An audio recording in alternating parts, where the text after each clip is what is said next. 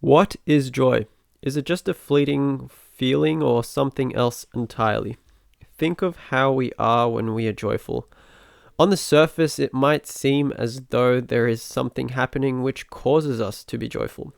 Perhaps it's playing with a puppy, or maybe it arises when watching a beautiful sunset. But is it true that something outside of us can influence our internal state? Let's carefully investigate what occurs when we play with a puppy.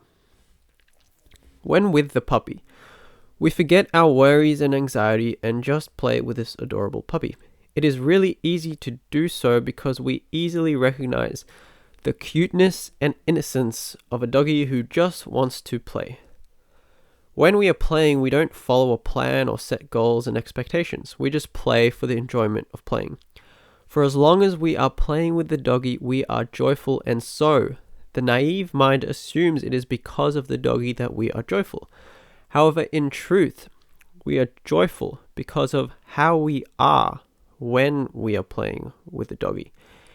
When we are just enjoying the moment without expectations, we are free and joy arises naturally. Compare this to the normal state in which expectations about everything prevail. Expectations about how world events should go, who will be president, how long we will live, how much money we should have. Expectations automatically invite worry and anxiety. They also require a lot of effort and energy to maintain, whilst joy is effortless, occurs spontaneously, and energizes. Joy is not a fleeting feeling. It is the natural state which prevails when all effort is dropped.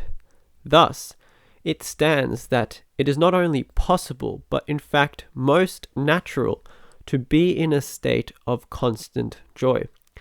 It is anger, fear, and ignorance which are fleeting. Joy is the eternal source of all of life, which prevails when everything is let go.